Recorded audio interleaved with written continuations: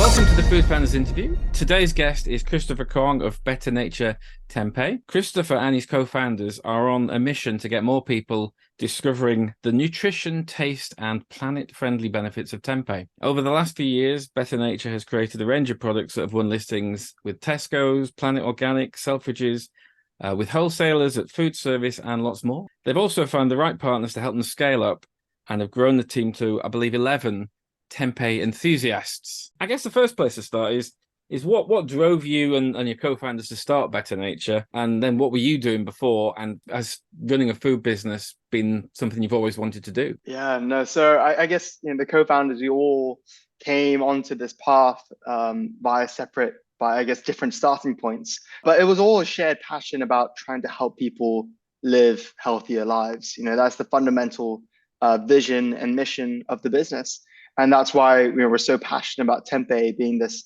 amazing, naturally nutritious plant-based protein.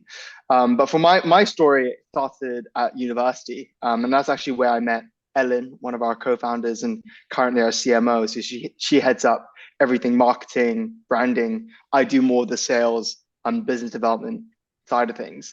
And at university, and she still is, and she was an incredibly passionate vegan.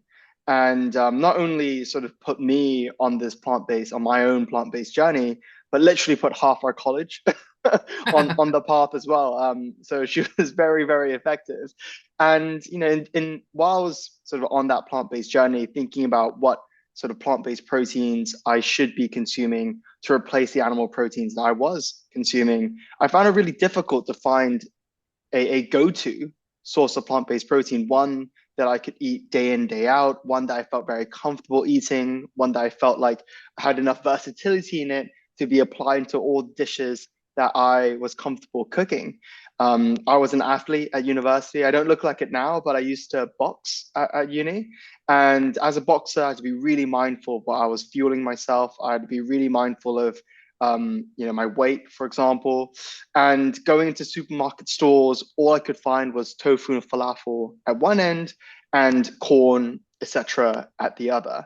Don't get me wrong, both great groups of products, but both groups of products that I didn't feel I could eat every single day, right? With tofu and falafel, they just lack that nutritional density that I was looking for and the versatility that I was looking for.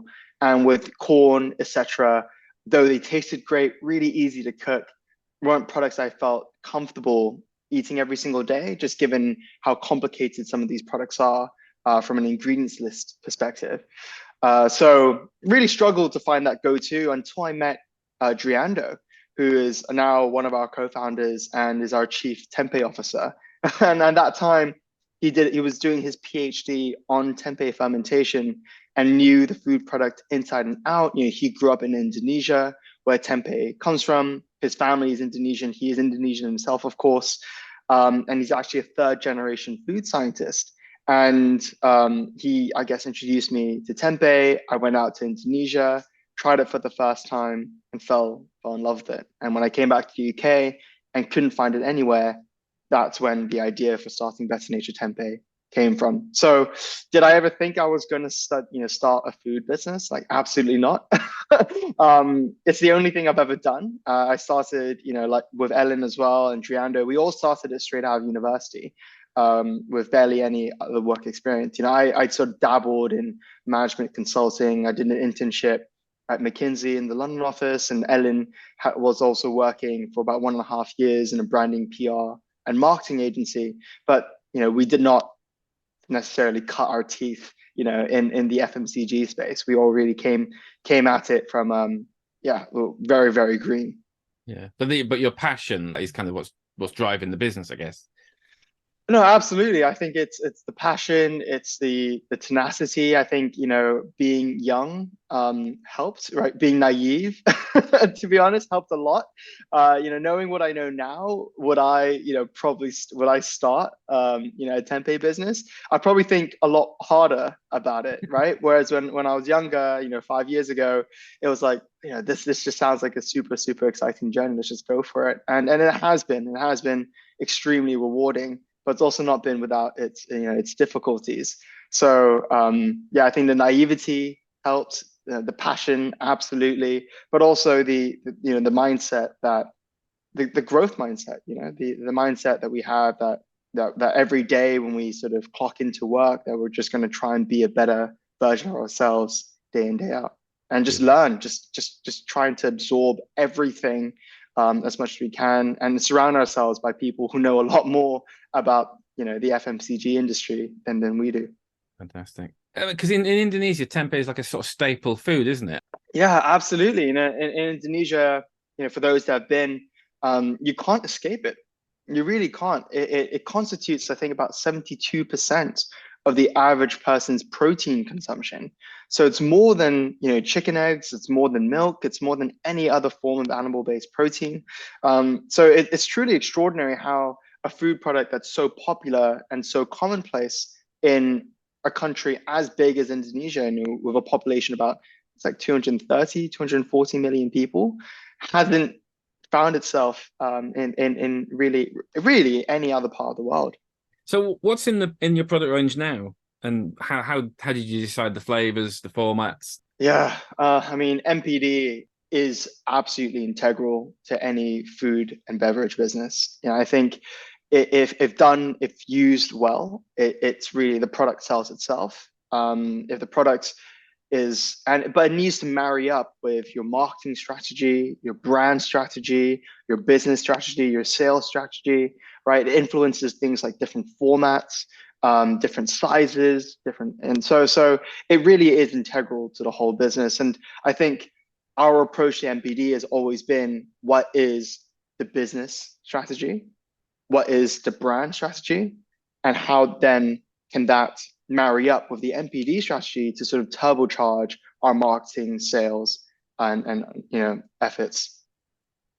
So when we think about MPD, we sort of try and surround ourselves with as many different data sets as possible. We look at obviously market trends. If you have access to Nielsen data, category data, we look at what our competitors are doing. We look at the market sizes, different formats. Try to see what flavors are trending.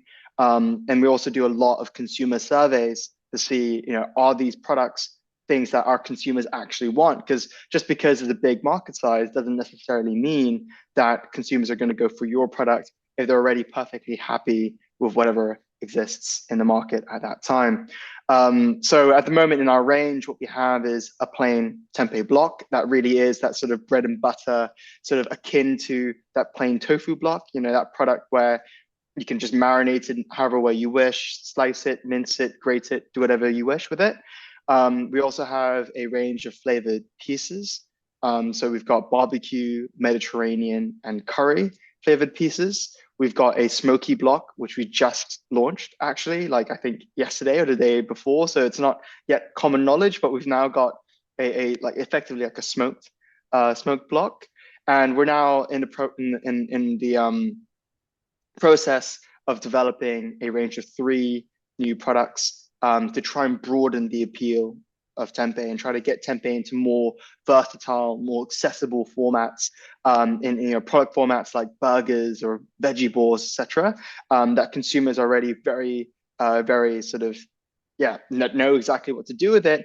And with the ambition, with the vision of trying to introduce tempeh into everyday sort of meals.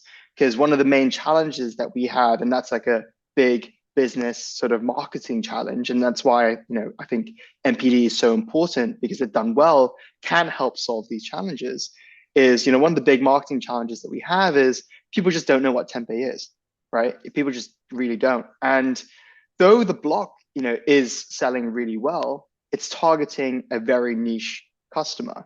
Thankfully, when we first launched into Tesco, we were a bit hesitant. We were like, oh God, like will people up and down the country actually know tempeh enough to pick us up at the shelf to really drive up that ROS? And the good news is that there are enough people that know what tempeh is, especially those who really like tofu. What we found is that their customers who are really familiar with tofu tend to also be quite familiar with tempeh. They see it more as like an additional sort of a more nutritious, more versatile version of tofu. So that's relatively low hanging fruit. But how do we get customers that aren't familiar with tofu, for example, that aren't familiar with tempeh, to add to introduce better nature into the repertoire, right? Into their daily meals. Well, I think NPD can be a really big solution to that. So if we're able to introduce tempeh as an ingredient into products like burgers or veggie balls or sausages, etc., hopefully that's a way in which we can accelerate the adoption of tempeh and grow its awareness, more effectively than I guess just trying to create an entirely new subcategory. I mean, Tesco must have been quite confident that there was a market for it. I mean, presumably, actually, I'm not going to sue anything. Did you approach them, or was it something they picked up in their sort of innovation categories, or how did that relationship come about? Yeah, so it's I think there was this element of luck, but there's also an element of just constant, constant badgering. Like, we had been. The funny thing is that when we first launched a brand even before we launched the brand, we launched the brand in January 2020. But for whatever reason, I somehow got put in touch with Derek Sarno, who was the head of plant-based innovation of Tesco at that time. And we were invited into, Tesco headquarters around like October 2019. So about 2 or 3 months before we even launched the brand, to present what we were working on. At that time, we had been to a few, consumer trade shows, and this was like literally maybe 6 months in, to the business. And what we were trying to do at that time was try and prove whether or not there was enough appetite from just the general public for our type of products. And we were invited, and just somehow we were invited to present. Obviously nothing came of that, came of that initial meeting. But it was great that they were thinking about tempeh at that time, and it took a really long time before, yeah, I guess, we had that initial meeting, nothing directly came of it, but we just kept on moving forward. So in January 2020, we launched on ecom first and foremost. We had this amazing, retail food service strategy just went kaput during the pandemic, of course. So we just focused entirely on D2C. For a chilled meat-free brand, it doesn't D2C is incredibly difficult, right? You're trusting customers to sort of buy, basket sizes of 20, 30 pounds to make it profitable. So it's very, very difficult. And so for us, the end game was always to sort of get back into retail and food service. So as the pandemic sort of came and went, we started going back out into retail, initially with wholesalers, right? Speaking of the likes of Suma, CLF, Whole Good, etc. And we just sort of built that channel. We secured listings of likes of Planet Organic and Whole Foods, etc. And then slowly but surely started getting on the radar of the major retailers. I think what was really interesting was that when we first spoke with Tesco, they had gone through this big category, I guess, strategic reset, right? And that what they were starting to find was that consumers were less and less interested in products that directly replicated meat, but were more and more interested in products that were healthy, right? And that was the main reason why consumers were starting to adopt meat-free diets. It was primarily due to health considerations. And I guess, Tesco also had a really big strategy around all sort of product categories to try and help, try and make their products and their offering more healthy, not just in meat-free, but across all categories. So when we spoke, they had already gone through this big strategic exercise, and our products, the fact that they were all natural, etc., really resonated with them. They had done their own research and found that tempeh was trending. Tempeh was going to have its day very, very soon, and that certainly helped things. So it was, yeah, I think it was a combination of just, constantly putting ourselves out there, reaching out, keeping them posted on our progress after that first initial meeting, as well as being at the right place at the right time. And have you seen things like, food service and wholesale obviously are less consumer facing, but have they helped to build the consumer audience? Yeah, absolutely, absolutely. So one of our first big customers was actually Mindful Chef. So Mindful Chef is one of those interesting, channels in that they sort of straddle that in between. They straddle, they are, we technically, when we I guess when we categorize them as a business, we say that they're part of the food service channel. But in a way, they're also kind of retail because you're getting your branded products into their boxes. And that obviously has impact on brand awareness. And if customers really like your product in one of their amazing recipes, then and if they can find you at their local Tesco, etc., then that obviously feeds in and helps drive brand awareness and rate of sale in retail. So, but apart from that, I think for us, going back to the initial sort of challenge of the business, which is growing the awareness of tempeh, we find that food service is an excellent channel to try and build that awareness, right? If we have more cafes or restaurants or schools, universities, etc., putting tempeh on their menus, then that's only going to help educate consumers about what tempeh is, and hopefully also help the business in both in terms of retail sales. Yeah, and I guess build lifetime habits, hopefully, in targeting universities and that kind of thing. Yeah, exactly. Like, for us, it's, the main sort of bit of customer feedback that we get is that I don't know what to do with tempeh. I don't know what to do with this block. But if they go into a restaurant and they have this amazing tempeh curry or this amazing tempeh stir fry, or they go into a cafe and they have this amazing tempeh sandwich, right? This TLT, so to speak, then hopefully that starts to educate consumers about what tempeh can be used for. Brilliant. What's been the manufacturing journey? Did you start doing it yourself in home kitchen or a commercial facility, and then scale up and outsource? Or Yeah, so I mean, technically you can make tempeh in your own home, right? That's what a lot of Indonesians do. And in Indonesia, it's actually the tempeh space is very much a cottage industry, right? So you have a lot of like sort of, I guess, street hawkers that would make tempeh in their own homes and take it out to the streets to sell at markets, at local markets. The thing for us though is that to do it at a scale that is commercial is quite difficult because you're talking about a fermented food product. You need to control for temperature, you need control for humidity, you need the right facilities to incubate the soybeans. It's not rocket science, right? And it is entirely possible to sort of build your own facility to do it. But we, as co-founders of the business, myself, not really coming from a real like food manufacturing, none of us had come from a food manufacturing background. We saw it as quite a daunting undertaking to sort of enter into that space. And I think from the outset, we made a strategic decision to not have our own manufacturing facility because of that. And I think in retrospect, that was actually quite a good decision. I would caution. I think there are amazing businesses that exist today that have been able to do both food manufacturing and I guess branding, marketing, sales, operations, etc. really, really well, right? You look at Cook, for example, they're a fantastic example. Little Moons, right? These are entirely vertically integrated business that have their own manufacturing capacity. But at the end of the day, these are two, if you were to look at food manufacturing and food sales and, food branding, etc., these are two entirely different business models, right?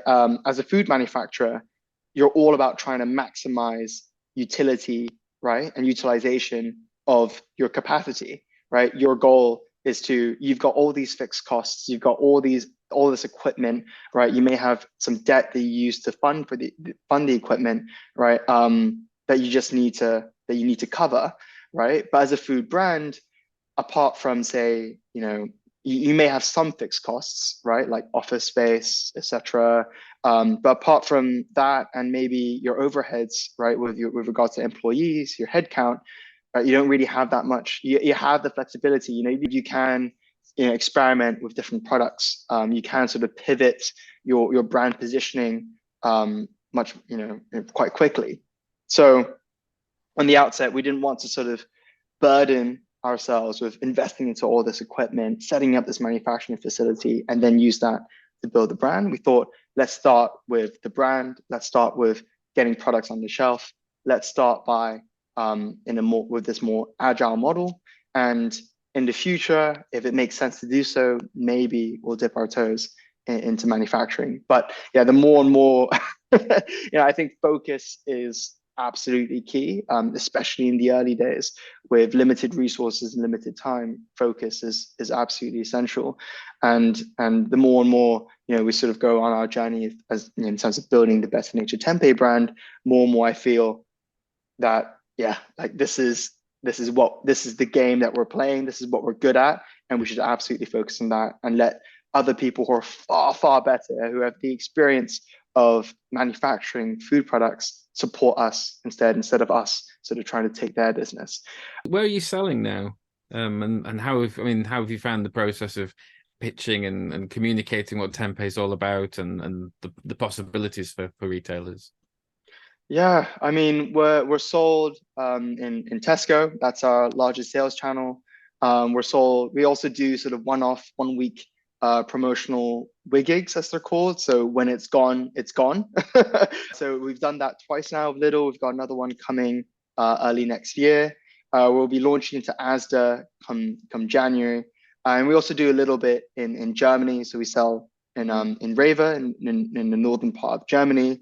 We do a bit on Amazon, and we still support the independent wholesalers, the independent retailers, and we sell in the likes of Planet Organic, as you mentioned earlier, Planet Organic, Whole Foods and Selfridges and the like. So we try to keep ourselves as diverse as possible. We also do a little bit in food service. It's not been our absolute focus. As I mentioned earlier, focus is absolutely key, and I think we've seen what retail can, what retail's been able to do for us. So it's just piling into retail, but we also see food service as a really big opportunity to explore in the future, perhaps once we've really cracked retail.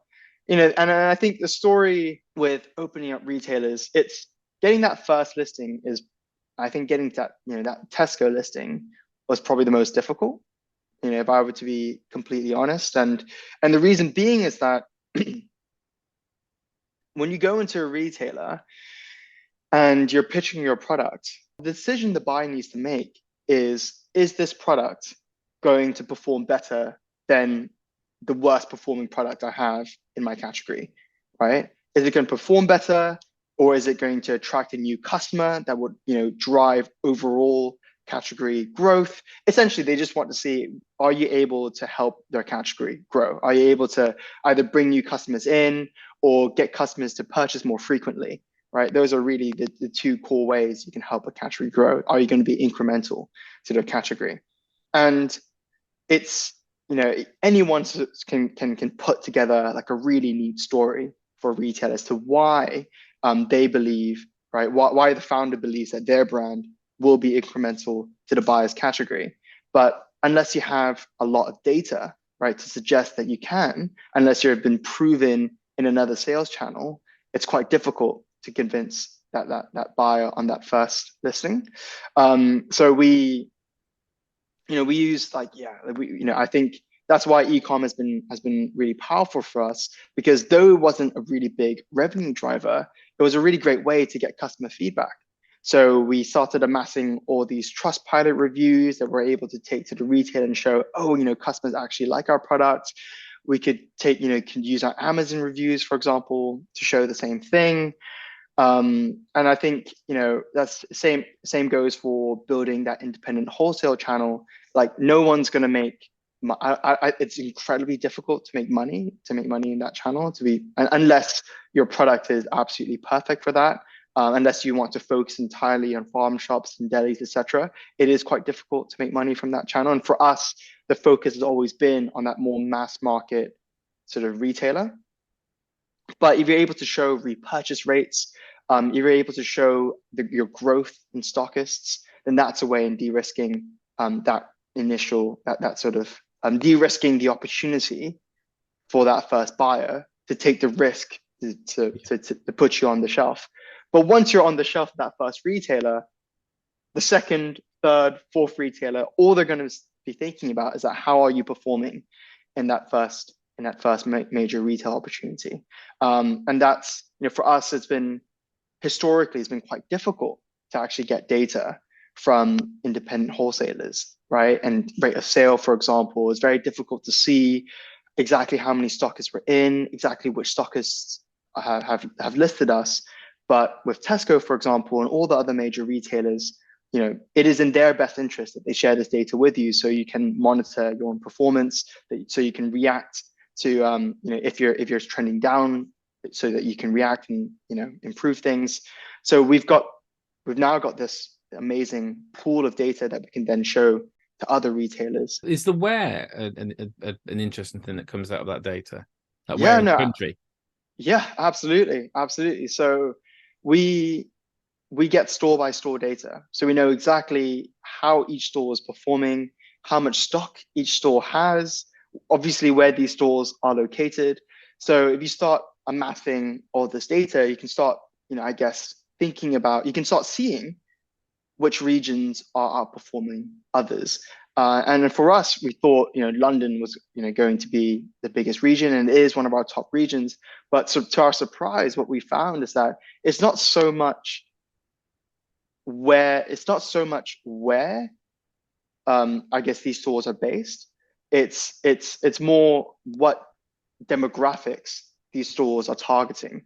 So where we find that the stores that are located in more metropolitan areas tend to be our best performers, and that sort of seems to cut across all regions. But of course, there are certain regions that do outperform others. But yeah, but the on the caveat to that data is the only thing you don't get for free from these major retailers, Tesco, etc., is consumer data. So though we know exactly which stores, exactly how each store is performing, though we know exactly how each product in each store is performing, we don't know who's buying our products. So they want to sell you the club card based data, basically, don't they? Exactly. So, all these retailers have their own thing, right? So Tesco is Club Card, Sainsbury's is Nectar, it's all called different things, but it's all effectively the same.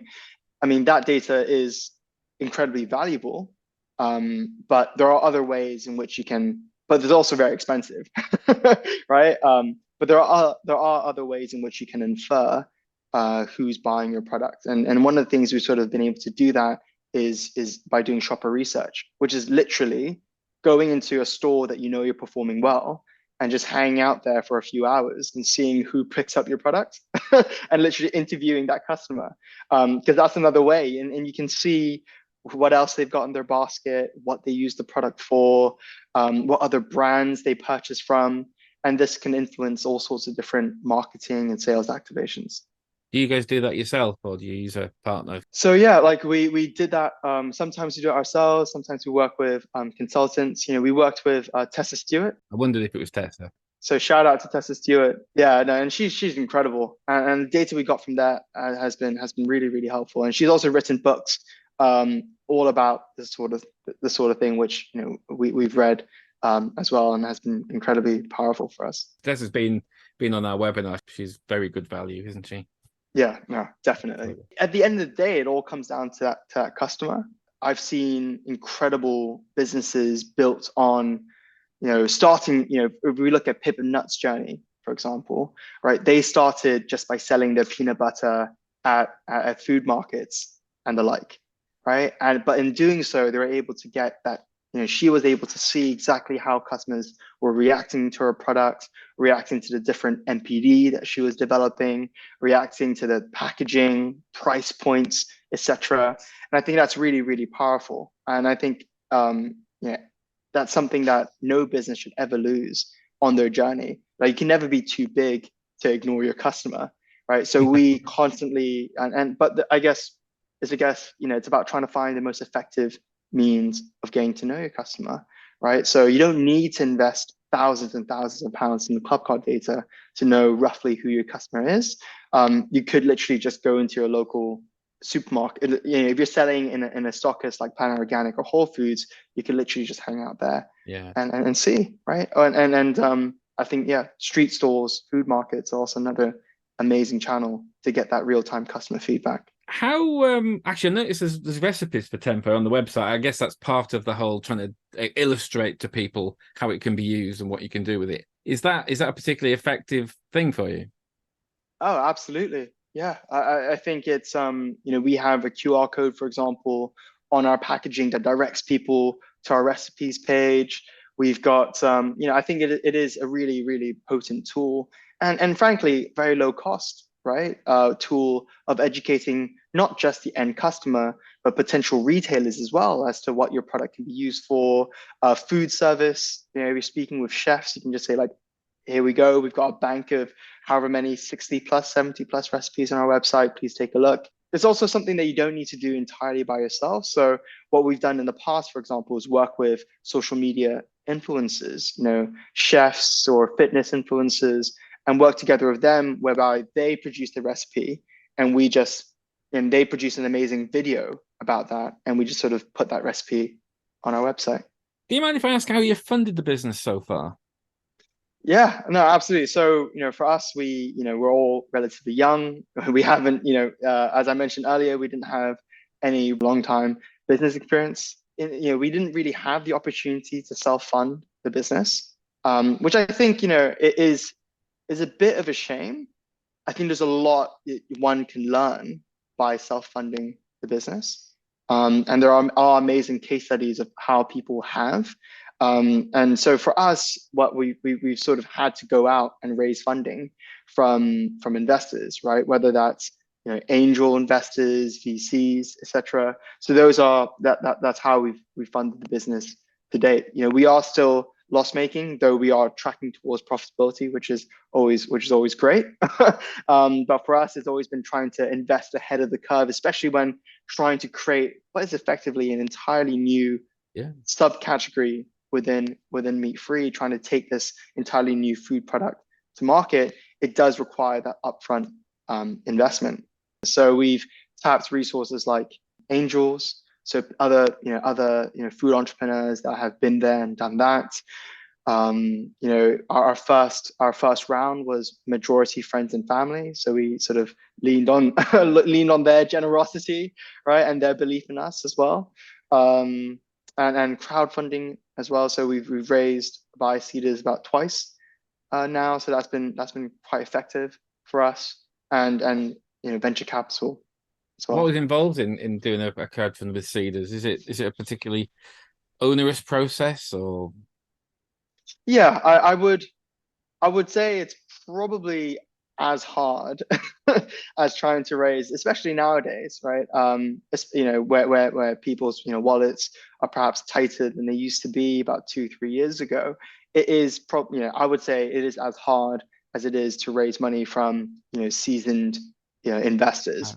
So I would not consider crowdfunding as that silver bullet solution.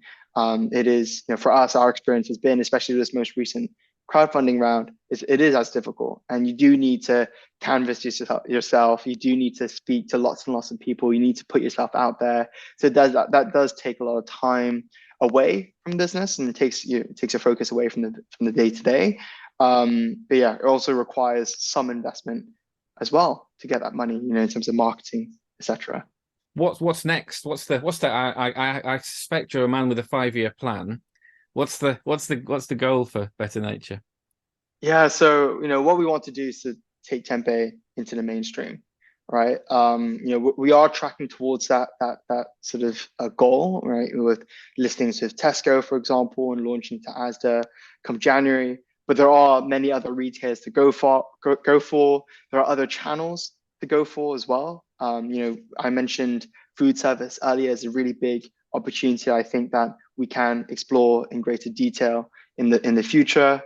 For us, we want to really be effectively the go-to tempeh brand, the go-to all natural, healthy, meat-free brand in the UK and abroad. I mentioned we also have a little bit of an operation in Germany, but for now, it's all about focusing on the UK. But that doesn't mean that we can't then in the future look elsewhere as well. Are there any brands or businesses that you aspire to be like? I mean, you are kind of creating a new, as you say, a new subcategory. But is there a model or something that you're kind of working towards, or people that inspire you?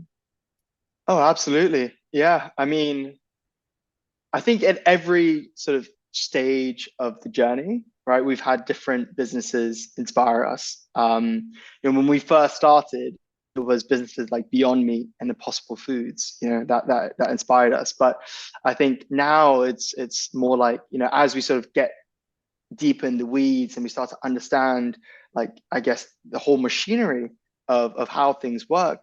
It's brands like Little Moons. I think that that we look at. They've effectively taken mochi, which is this dessert that is widely consumed, or this snack that is widely consumed in Far East Asia, into the mainstream in the UK, and have really owned that category in the same way that we'd like to one day own tempeh. Another brand that we look at, really fondly, though albeit they are also a slight competitor to us, is the tofu company, because they've, if you go into any major retailer, they are there, and they've got amazing distribution when it comes to tofu, and they've also really taken tofu into the mainstream. They are the UK's go-to tofu brand. But in the same way, they've had to overcome the same challenges that we're facing, or they are still overcoming the challenges that we're facing, which is, how do you educate consumers about how to use tofu? How do you really, I think tofu currently has like a 14% household penetration. So that's relatively low, right? Only 14% of consumers are, purchasing tofu these days. So it's really interesting to see, how they've been able, despite only having 14% household penetration, grown themselves to a 20 million plus business. So how have they been able to keep those customers how have they been able to keep those customers to keep coming back? Absolutely. I guess going deep into those customers. Yeah.